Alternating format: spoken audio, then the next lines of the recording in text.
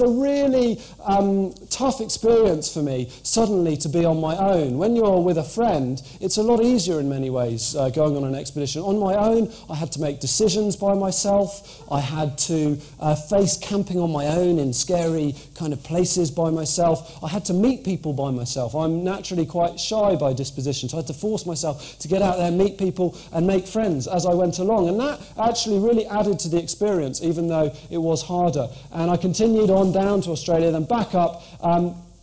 And this is a photo taken in Afghanistan as I was in the final 6 months of the journey. I took a shortcut through that incredibly frightening country, which is, I felt more than anything sadness, I think there, but a lot of fear, which again was taking on these challenges, which I felt I needed to do to grow up as a person at this point. That's my last night camping.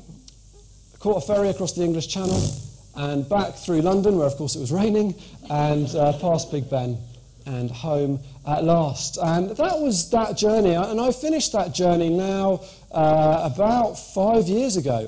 Almost 5 years ago, I finished the journey, got back to London, and I thought I would probably go back to teaching. I wasn't quite sure what I was going to do next, but I thought that might be the kind of easiest route, because I'd already done it. But then, not really through me seeking it out, I started to get some other opportunities. A publisher got in touch with me and asked me to write a book, which again I found quite a frightening idea, but I started trying to write a book. National Geographic got in touch and they found out I'd been filming myself with a video camera, just holding it out like that or balancing it on a rock and cycling past and running back and picking it up. And so I self-filmed the journey. They made that into a television series. I started doing a bit of speaking, initially in schools and now increasingly in kind of corporate motivational speaking.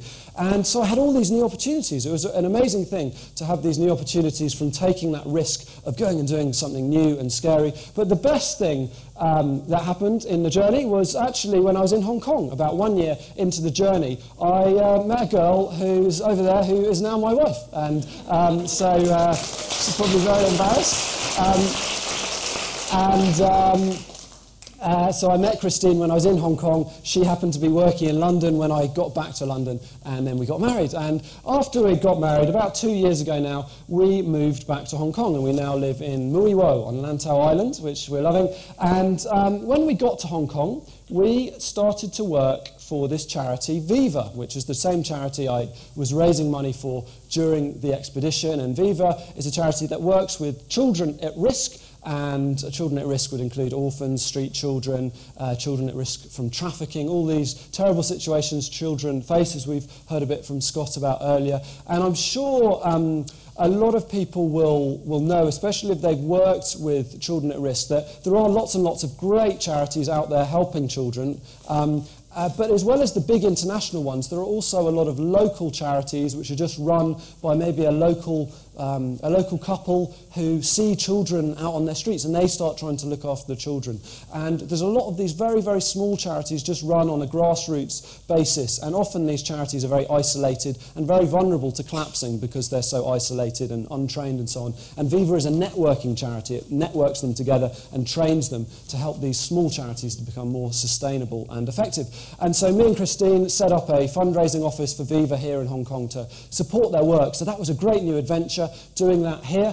But at the same time, I had this kind of adventuring business, I suppose, going on the side with my book and my speaking and my TV. So I thought, it's time to do a new adventure. And so about 9 months ago, I jumped on a plane and I flew up to Mongolia with a friend who was a cameraman. And I thought, this time, rather than cycling, I want to go walking. But I do like the idea of trying to get home. Last time I was cycling home to London, cycling home from Siberia. This time I'm going to walk home from Mongolia. And my new home is Hong Kong. So this is the route I did just in the first half of this year, walking down from Mongolia. That's the Gobi Desert. We had this trailer called Molly Brown, which we put all our stuff on, dragged all our stuff across the Gobi Desert. We got caught in a few blizzards in the Gobi. There's Leon, my cameraman, trying to warm his hands up.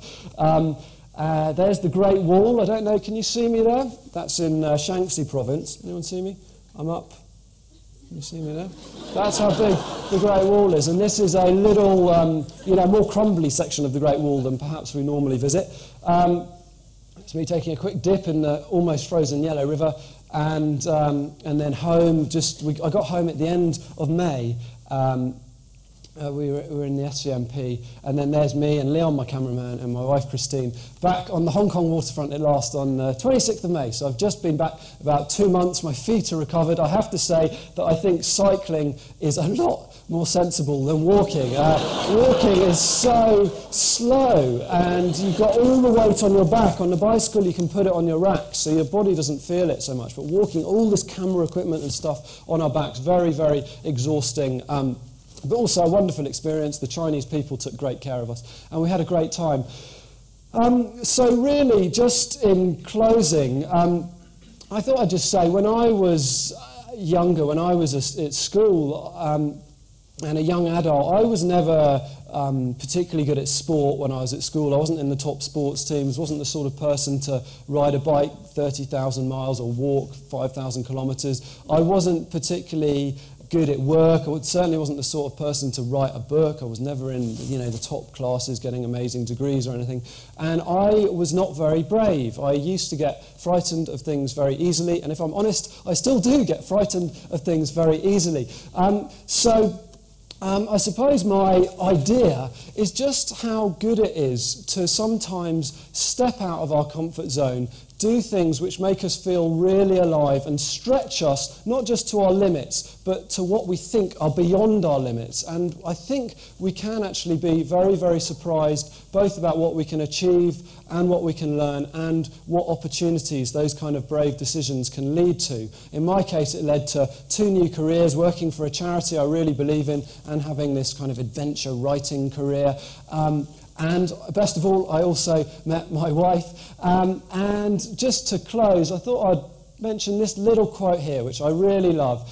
Sometimes when I consider what tremendous consequences come from little things, I am tempted to think there are no little things. Thank you very much.